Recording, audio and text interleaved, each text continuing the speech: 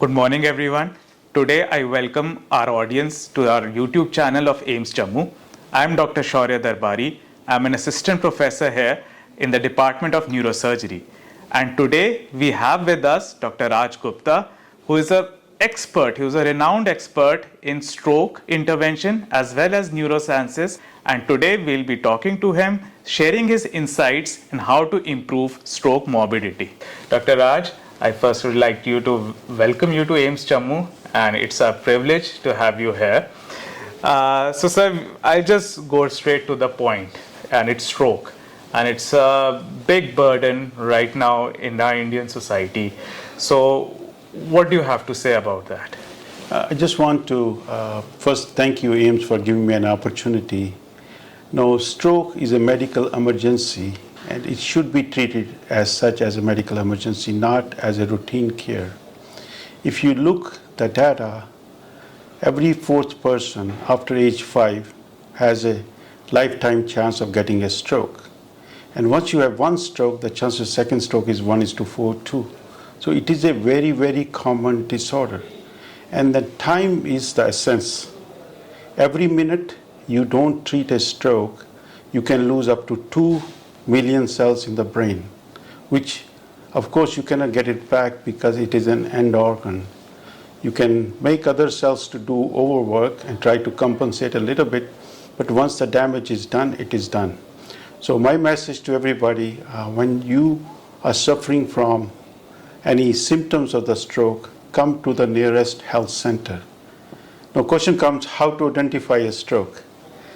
Please remember this mnemonic. It's like a mantra. It's called be fast.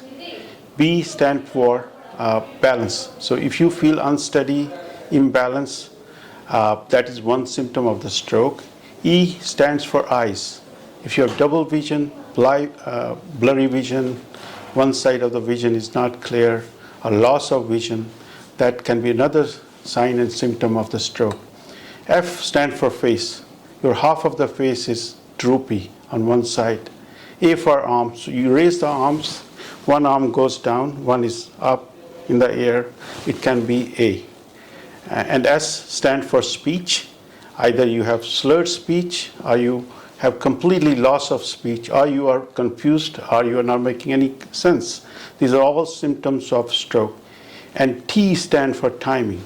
When you have a stroke, please go to the nearest health center, because that can be a question of life and death for you. So what we get from it is like, for stroke, when it comes to stroke, time is God. Sir, can you tell us something about the lifestyle modifications we can do to prevent such strokes, or how can we make our life more healthier? Something about that? Sure.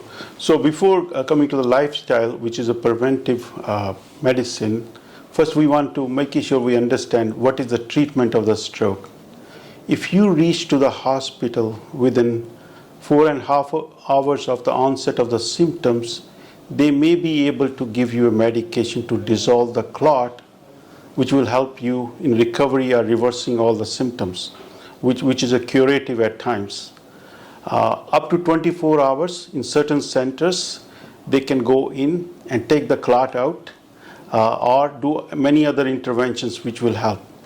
Also, neurosurgeons can take the bleed part of the stroke out in a timely fashion, but the sense is you have to go in time. Now, once you have passed that timing portion, which is around anywhere between 6 to 24 hours, then we come to the prevention. And prevention is not only the medication, but the lifestyle plays a major role. It is estimated up to 80% of the strokes can be prevented. And number one intervention, which is most of, half of the population has it, is called hypertension. You need to aim for a normal blood pressure around 120 by 80 millimeter of mercury. And one of the biggest culprits for hypertension is your diet. So there are many dietary approaches we call DASH diet or Mediterranean diet. The essence is low salt. A typical Indian or Western diet has almost like 3,000 milligram of salt, and the recommendation is only 1,500 to 2,000 milligram of salt. And if you look, just 1 teaspoonful of salt is equivalent to 2,300 milligram of sodium. So be careful how much sodium you are taking in your diet. Number 2 is sleep. Very, very important. So you need to make sure you sleep enough. And if you are having any signs and symptoms of sleep apnea, try to get it checked with a sleep study. The typical signs and symptoms are snoring, loud snoring, pauses in breathing, waking up tired and sleepy during the daytime. Now, other intervention which is also important is your weight. Weight has to be optimal. Optimal weight is around a BMI, which stands for basic index of body mass index of 25 or less. And it has been seen people who have high BMI, they have more chances of heart attack and strokes. Now, for that, you need to have a regular exercises. It is recommended we do at least 5 times per week, up to 20 to 30 minutes, up to 175 minutes of moderate intensity aerobic exercises per week. So that will also help. Sir, unfortunately in this country, a lot of patients, they present to us when they have passed the window period. So what about the treatment options for them, and especially patients who already had a stroke and they are struggling with rehabilitation? Yeah, so once you have a damage, our aim is to prevent future damage. And for that, there's a multi-pronged strategy. The number 1, medications. So typically these patients, if they have ischemic stroke, they are on antiplatelet drugs. Then they are on statin drugs to reduce their cholesterol, and antihypertensive medications. So these 3 strategies will help. Now we need to optimize their other risk factors, which may include a disease called AFib, where you can have 5 times more chance of getting a stroke.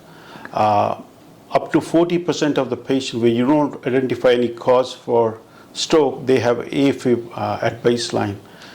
Diabetes is another big culprit. Patients who have diabetes, they at least have 2 or more times likelihood of getting stroke. Aim is to get a hemoglobin 1AC of less than 7 in diabetic patients.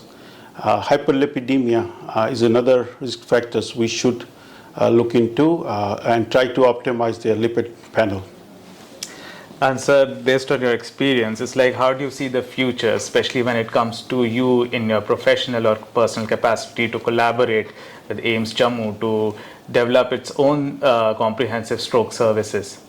I'm very happy. AIIMS is in a very unique situation, which given the light status in India, they have very big experience in Delhi and other centers, and they have a huge population to serve. So my wish and prayer is that we should have a state-of-the-art comprehensive stroke center here, where people are taken care in the same way as the rest of the world. And if we can do any way to help it out, this will be our privilege.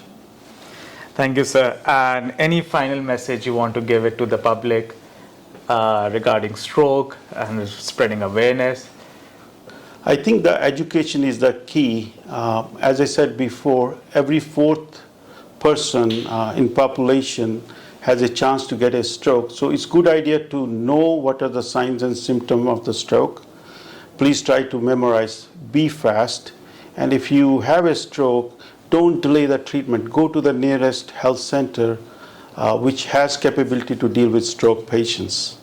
The education can start as simple as schools, can go to community centers, can be some flyers, can be social media. Everybody can help each other. Thank you, sir. Thank you so much for the time for interacting with us, and we wish to see you again. We wish you to come here again, and we'll happy to welcome you back here. It's always my honor to be here. This is my 2nd visit, and I have seen a tremendous progress, and I hope this trend continues. Thank you. Thank you.